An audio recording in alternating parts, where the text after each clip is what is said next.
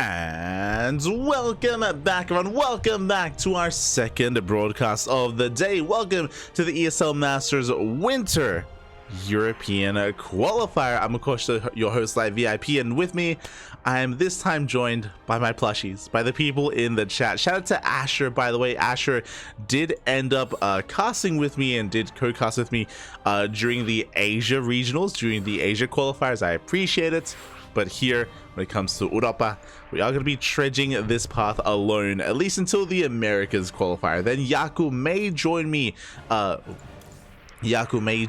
For that, for those qualifiers, depending on, of course, whether or not he's available and whether he wraps up with his errands. So we may have another co-caster. Fingers crossed, baby. Fingers crossed.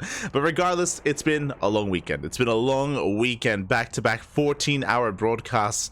Day 1 and 13.5 hours in day 2, and now here we are in day number 3, and it's been long for the viewers, the casters, the players as well. It's been a very intense time, especially considering that, you know, this is the most important event here for so many of these players. It has been a grueling couple of days, and it all comes down to this. It all comes down to the closed qualifiers. The open qualifiers are done. Now all these players, they have to go through a couple more series here, a couple more players to make it all the way into the main event. Who makes it through? !B in the chat if you guys wish to have a look at the bracket yourselves, because we have our starting players. Up first, it is going to be Mixu versus Spatz. Here we go, a bit of a team killer, ZvP. I did kind of sift through all the players, and there are a lot of really good matches ongoing at the moment, but I did want to dive onto a ZvP while I could. There's a lot of PvP. There's a lot of Protoss versus Protoss. I saw some people talking about some statistics about just how many Protoss there are, especially in the European region. No, it is the case, and I'm sure we're going to be able to get into some PvP at some point in this broadcast. But for now, let me enjoy some of the non-PvP matchups. We'll get there, Papi. We'll get there. As spawning in the bottom left-hand corner of Alkioni, we have the German Protoss player representing Berserker Esports. It is Spatz.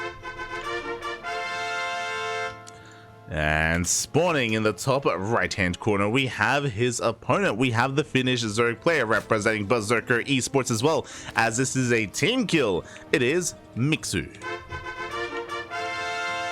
Oh, and before I forget, predictions. I'm gonna catch you guys a little bit off guard with this, and there won't be a lot of time to get into it, but I'll quickly set up predictions in the chat for how you think this series will go. As a reminder, it's a best of 3. It is gonna be a best of 3 series, so good luck. Good luck. As hold on, let me just do this. Round 1, Zerg player Mixu, and then we can do Spatz here as the opposing player. Bam, there you go. Upon hearing this message, I think you have like 2 minutes to place your bets on how you think this series will go. Best of luck. For now, Hatch Gas full standard open from our Zerg player, likewise standard from our Protoss, but I'm so excited to jump into this. Again, Mixu and Spatz, they've both been on the rise over the past couple of years. This year especially, Spatz has been looking quite solid.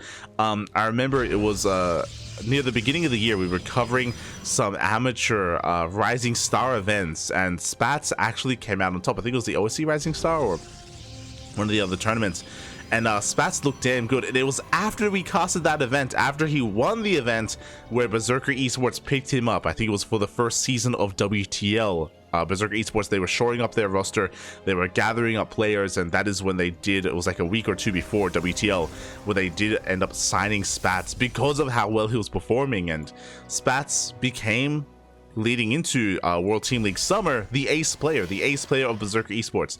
Now, throughout the season of Summer of World Team League, I do think that Demaga kind of shines a little bit more. Demaga, he had a lot of like closer series, and he had a lot of really solid performances overall, as we have a proxy. But despite that, like, Spatz was still a strong part and a strong core unit of the Berserker Esports team. And coming into this, I almost want to favor him against Mixu as well, as, oh, a bit of a misplaced hatchery there. Mixu, maybe a little bit of nerves, but he is going to be getting into this. Again, proxy starport on the right-hand side. We did mine out the minerals here on the right as well, and this is a very cheeky move, a way to just catch Mixu completely off guard.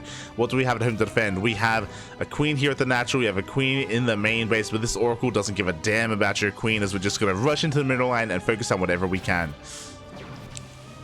Now, there are some downsides to this, but it's honestly pretty safe. What I was going to say is that the downside is that by the time your Oracle reveals itself, your Lings should be able to shut down this Stargate by the time the second Oracle arrives. Like, you have to commit a lot. You have to commit a lot to actually saving this space. Mixu is already mining out these minerals, though, so he will gain access to this Starport, sorry, to the Stargate to shut it down. And again, the downside is that the Stargate in this matchup, it does provide quite a role, and it has its uses as well outside of the early game, so it is going to be a shame that it is going to be depowered. But regardless, the Oracle shows up, 3 drones go down, the Queens do rotate around as well. So far, this is manageable, a manageable amount of damage, and this is what I was concerned about. The Lings, they have arrived, they focus down the pylon as well, and can they depower the Stargate before the second Oracle arrives? Up! It's gonna be close. It's gonna be close. We have a chrono boost, and the second Oracle arrives, but again, it's only a 2 Oracle opener. Typically, we go up to 3. But now Spatz is stuck with 2, and this Stargate will die, which means later on, it's going to be a little bit more difficult to get into a Stargate transition, or if there were Phoenixes, sorry, if there was a Spire and Muta play, then it'd be difficult to get into Phoenixes. Like, there's a lot lost here with the death of that Stargate, and again, now we only have 2 Oracles instead of 3.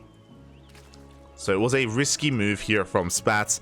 In the end, I don't think it's paid for itself. 5 workers went down. Yes, you know, that's some economic damage, don't get me wrong. But at the same time, the same amount of damage could have been done if the Stargate was back at home as well. It isn't anything amazing to write home about. As for now, we do see Spatz looking for some more harassment. He's going to be sending 2 adepts here from the left-hand side. He has the Oracle diving in towards the 3rd base. Spore is not done, but the Queens are in position, and it looks like we will delay the 4th hatchery. Decent pick off here from Spatz. At the same time, adepts do threaten to shade in towards that natural. Quick reaction out of Mixu. He does pull back. He's forced to fight here with his drones. Is going to take a couple of losses, though. 5 more drones go down. Oh, quite a blow to the economy here of Mixu. Unfortunately, he was lacking Lings. Lings are now coming back out. They were out on the map. They were taking control of the Zonaga, but alas, out of position. And now Spatz, he has a decent economy. He has a decent place here compared to Mixu, who's still recovering. Lings coming for a counterattack, and they're going to get 1 probe. Oh, 1 worker for now. Spatz will clean up the rest. Behind this, getting into +1 melee, lair on the way, additional gases as well. Everything is looking as it should. Interesting that we don't have a Roach Warren yet. We should have seen one, so this is looking like Ling Hydra.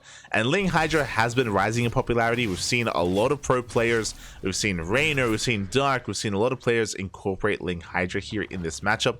There's that Roach Warren though. The Roach Warren is thrown down behind the mineral line, but this is a relatively late Roach Warren, so kind of a greedy build here out of Mixu to delay his Roach Warren for so long. I guess it isn't going to be Ling Hydra. Meanwhile, Spatz, he's just saturating his bases. He is taking up a little bit further as well. He does have a Colossus on the way, but only a single robo is producing. So we'll see if he does decide to move out or decide to... Oh, it's no, sorry, my apologies. I did somehow miss the second robo. So double Colossus production. We're going to hit a pretty big power spike soon for Spatz, as he's soon to have 2 Colossus and then 4 Colossus after that. Once we hit 4 Colossus, we're going to be hitting a strong timing, moving out across the map, looking to roll over the Zerg. Mixu, can he be ready in time? Oracle going to be harassing, doesn't quite find too much damage. Mixu, he's been minimizing his losses. He is now up to almost 80 workers. He has hit the worker count that is ideal for Mixu at this stage of the game. Now is the time to focus on an army, and we need an army, otherwise... Again, Mixu, he's going to be in some trouble soon. As there we go, we have the 3rd and 4th Colossus on the way. Gateway Explosion is about to kick in. And then Spatz will be hitting the field. Meanwhile, Mixu is taking up into an infestation pit. This will grant access to a hive and to Vipers. Vipers will play a key role here in deflecting this army and dealing with these Colossi. Ooh, but Mixu is heavily supply blocked. 8 Overlords on the way. And Spatz, he's getting ready for his move out. The army is pushing out across the map. The Prism has joined as well to reinforce on the front lines. We don't want to overextend with that War Prism, as it's looking a little bit exposed. But for now, the Queens are distracted by the Oracles. A bit of awkward movement here, but the Stalkers, they do catch the Queens. A good start for Spatz. 2 Queens do go down. We're going to be able to reinforce. There we go. 8 Stalkers at a time, +2 on the way. The Colossi have arrived, all 4 of them, or 3 of them for now. The 4th is making its way across the map, and just like that, the 4th base has to be forfeit. The 4th base is a given up. Bailing's speed still not quite done either. The question becomes, will Spatz kill this base and keep going, or will he kill this base and back off? With these reinforcements, honestly, he could try to test his luck here, but Bailing's speed just now finishes. It may be wise to kill this base and rotate around and try to hit another fringe base instead. We'll see what he goes for, as no, he's going in even deeper. Stasis Trap does end up catching some Lings, but Mixu is getting ready for a surround. He does try to encapsulate this army, but at the same time, we see a massive blink on forward. A lot of the Bailings are going to be going down, but the Colossus are exposed. And Mixu, he barely will collapse on this army. The boys are being pulled. We're focusing down the Colossi one after the other. And Mixu will clean this army up. And that is all that Spatz had left. Again, killing the base was solid. You know, he got a 4th base almost for free. He didn't lose anything by killing this hatchery. But he got a little bit too greedy. He pushed on forward even further, being aware that he was prone of being surrounded because he was so far onto creep. And now Mixu is looking to snowball out of control. He's going for a big counterattack. And what do we have at home to defend? We have 2 Immortals, 3 Sentries, soon to be 1 Colossus as well. Again, we are just lacking here in army. Workers are going down, don't get me wrong. You know, some economic damage is being done. But once this prism does get cleaned up, once it's dealt with, Mixu, there should be nothing stopping him from pushing out and from going for this base. Here we go. Bailing's going to try to roll on in. They do try to focus down that pylon. They will break through. A solid force field out of Spatz. You know, again, Mixu, he's on a 4 base economy. God, these Stalkers are being so annoying. Really nice control here of the target firing. 16 drones go down in total. My oh my.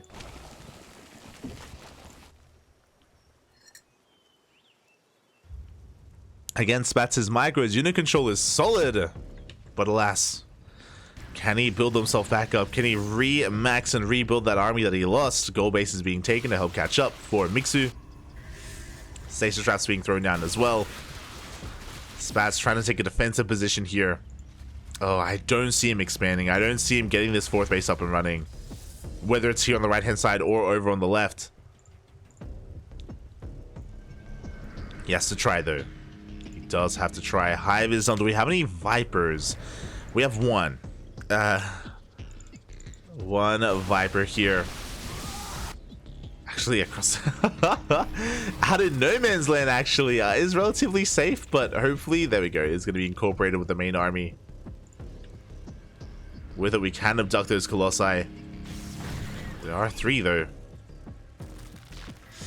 Mixu gonna try to force the issue, but Spatz has a pretty comparable army at this point, and a lot of stasis traps. I do think Spatz can take a fight. At the same time, that Stalker job comes in once again, hitting this gold base.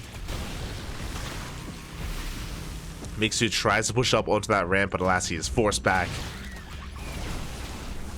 No way to engage. Likewise, a bit of a move command here as well from Mixu. He's going to be losing a lot of Lings. At the same time, here comes Spatz coming in from behind, and now Mixu is in a lot of trouble.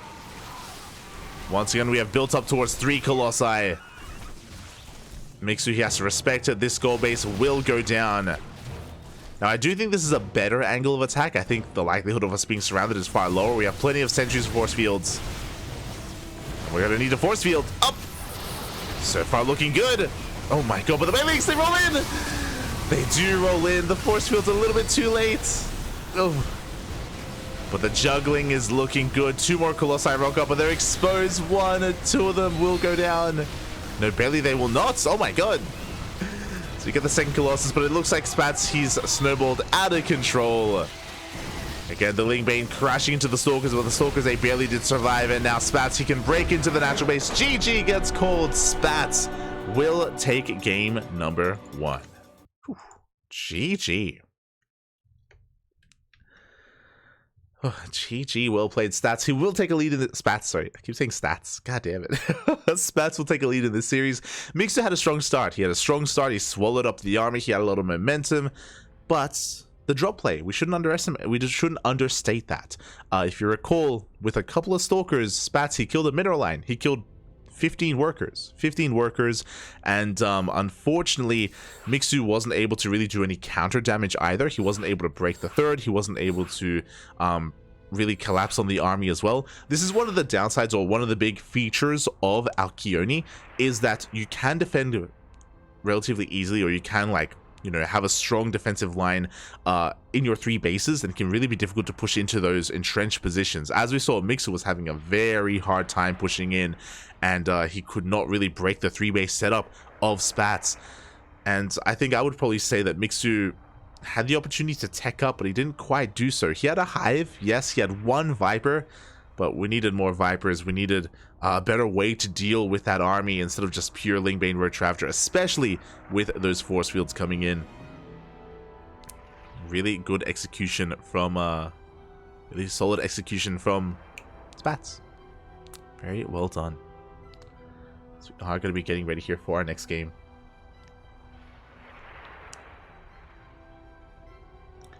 Will we have a stream tomorrow? Sure. I mean, ESL Asia is tomorrow, right? ESL Open Cup Asia is tomorrow. I mean, we cast every day. Obviously, we cast every day, Poppy, every day. Oh. Speaking of, a shout out to SC2. Oh, happy Jamie, Poppy. Happy Jamie.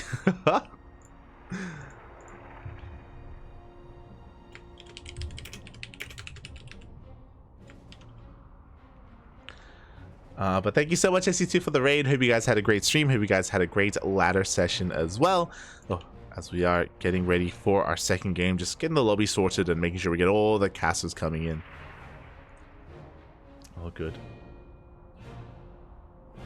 Drafts are coming, Poppy. They are. They are. Asher Bedge, yeah. Bedge, Poppy.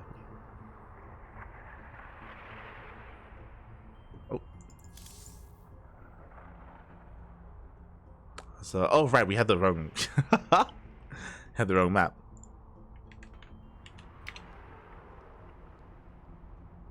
Had the wrong map in the end. But last we are just getting ready to continue on in this series. I believe the winner of the series moves on to face off against the winner of Zane and Young Yakov, which I assume would be Young Yakov. I do think he's the favorite player coming into this.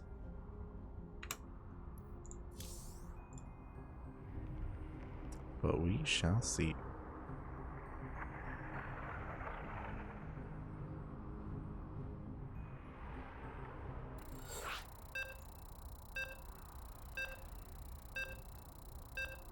Oh, cute, yeah.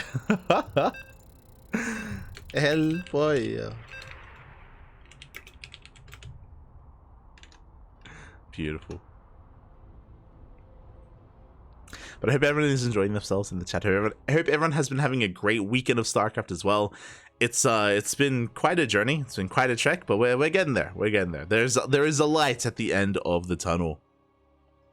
It's beautiful. And spawning in the bottom right hand corner of Hard Lead, we have the Finnish Zerg player, the blue Zerg representing Berserker Esports down in this series. Oh, hold on.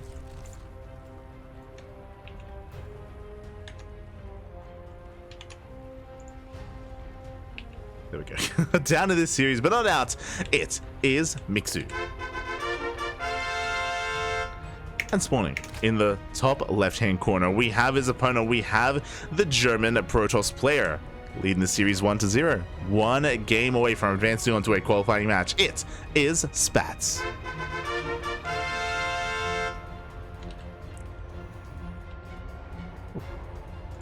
Here we go. Spatz already going to be forcing the natural out of Mixu when it comes to, again, how Mixu played at that last game, other than, of course, losing quite a lot of workers to Prism Harass. Either I do think there should have been more onus on Mixu to counterattack and break the third base of Spatz after his defense, or to tech on up. To tech on up even further into Hive Tech, into additional Vipers, maybe Hydras, into Lunkers as well. Or, you know, whichever tech he would have preferred. You know, the other option would be even Aspire into more of a Muta heavy style. regardless, I do think we had to take one route or the other. Unfortunately, we went middle of the road. We were being active with Lingbane, we're a Travager, but we couldn't really do anything with it. So Spatz just amassed a superior army with the Giraffes, with the Colossus, and snowballed out of control. But now we're getting into our next game. We are following our series. Spatz just being as annoying as possible with this probe as well. Tasing away those drones. But we'll be forced out. He's back. He wants it. He wants it. Aye. Not like this. As again, the openers will be standard, and Spatz should be making his Stargate back at home this time. That's another thing to bear in mind as well, just to wind it all back. Spatz did start with a proxy Stargate in that last game, and it was completely shut down. Only 2 oracles made it out. He had a really rough start, but alas, it did not even matter. He was able to recover in the end. Was able to stabilize, and here in a game where he can have his tech safely back at home, I'm that much more concerned for Mixu. For now, we can see a Twilight Council. Twilight Council opener out of Spatz.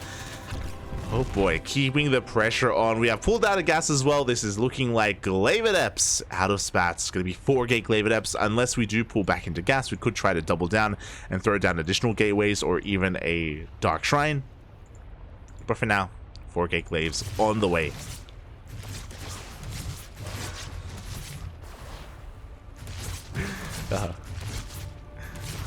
As Spatz, he's looking for some drone damage and he doesn't quite find any. Really good control out of Mixu, just preserving every single one of those drones. Very nicely done.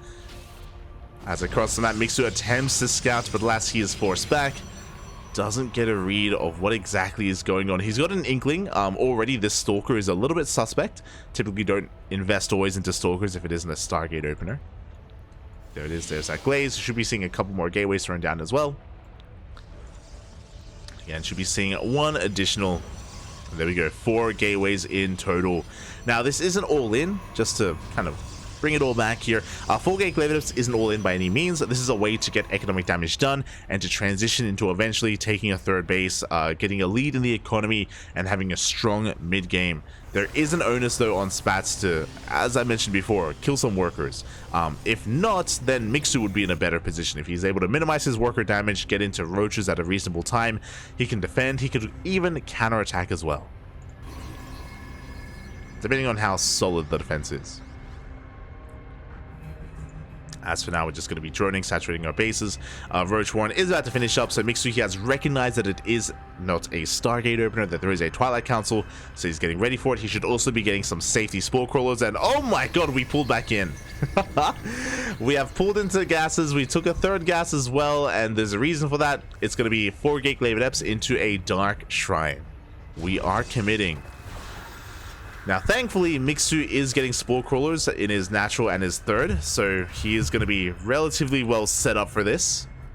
He's exposed in the main, and we have seen some DTs wreak havoc and kill hatcheries in the main base before. That happened yesterday, actually, in the qualifiers. But here we go, the Adepts, they have arrived. Oof. So far, not getting too much done, killing a couple of Lings. We do commit to the Shade, we dive into that main base. 1 worker goes down, but only 1 drone so far. Acceptable losses. As the Adepts, a dive on a Queen will shut down another Queen as well. We are not going to be... We cancel the Shade. We're going for the drones. Get out of there, Papi. As the drones do evacuate towards that natural. Thankfully, they will escape. Oh, but we do commit, and there it is. Finally, drones are going down. This is what we were looking for. 5 worker kills so far.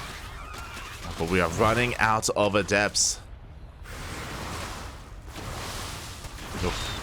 As Spatz has now taken a worker lead. Spatz is expanding, taking a 3rd base. DTs have arrived, but there is detection. And the DTs will not get any extra damage. But the Adepts will. Oof, the Adepts will. 11 workers. Ay.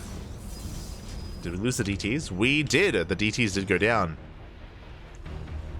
If it wasn't for the Dark Templar being thrown away, I would kind of give the edge still to Spatz, but that was quite an expensive loss. But oh, it's not over. It's not over. We're getting more drone kills. 13. 0 mining here at the 3rd base. At the same time, Lings attempt to go for a counterattack, but there are adepts in position. And from here, Spatz is in a pretty solid position. He's got a better economy, he's working on a third base, and he has enough immortals back at home to make sure that he doesn't die to a roach counterattack. 2 immortals, soon to be 3, and once he gets his 3rd immortal, he can then begin disruptor production. So Spatz, he's sitting pretty. And he's not done killing workers. Oh my god. We were praising his harassment earlier in game number 1. With his blinks, or with his vanilla stalkers, and even here in game 2 with these adepts, getting 2 more workers. 16 in total, basically an entire mineral line. Lair is on the way. Again, Spatz, he's in no danger back at home. He is safe to saturate his bases. There isn't going to be a counterattack anytime soon. I assumed it was going to be disruptors, but no, Colossi are on the way. And Mixu, he's just, gonna be stuck at home for a while. He's taking his gases, he's droning. Mixu, his goal here is to get his lair and then work on roach speed. And then once he has roach speed, then he can be a little bit more active. Then he can start, threatening the bases and maybe even trying to go for some run-bys and counterattacks. Oh, God. But the Adept Harassment just doesn't stop, Bobby. He doesn't stop. Smooch. Do commit to the shade. We get even more damage. 5 more drones go down. Of 21 workers in total. Lair is now done. Bailey Nest is on the way. Ravages are morphed in, and Mixu, he's moving out, but he's running into Colossus and Immortals. There's nothing that he can accomplish here at the 3rd base. Yeah, Mixu, he has to back off. Has to waddle back home.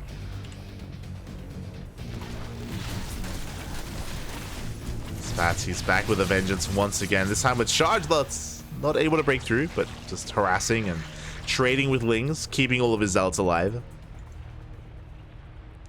I do think this is a little bit preemptive, or premature. We're going to be moving out to clean up creep. That would be fine, but I don't think we want to push into these bases. Zealots coming in a little bit, again, ahead of time. But it looks like Spatz, he may have enough anyway. Mixu is being pulled apart. Too many roaches come in. GG. As Mixu did not have a standing army. And Spatz will take the series 2-0, advancing on to a qualifying match. GG. GG, well played. A solid performance there out of Stats. Sorry, God, I said it again. Out of Spatz. And once again, there, Mixu just having a hard time keeping up. I mean, I say once again, but that game specifically, Spatz was all over him. He was all over him with the Glaive Adepts, killing so many workers. Follow-up worker damage as well with the Warp Prism, with the Adepts, with the Zealots as well. And it was just a 1-2 punch. I was worried that he was coming in without enough reinforcements, without the support of his Warp Prism when he moved out on the left-hand side. But I was a little bit unaware as to just how little Mixu had. How few roaches, how few ravagers, how few lings just could not stand up to the might of Spatz. GG, well played. Spatz does take the series, and he moves on even further. Congratulations. This is also why that I do rate Spatz quite highly here. I mean, coming into this, I would say that he was the ace player of Berserker Esports. I would say that he still is the ace player of Berserker Esports. Oh, and he's just, making sure that everyone is aware, he's a top dog on his team. GG.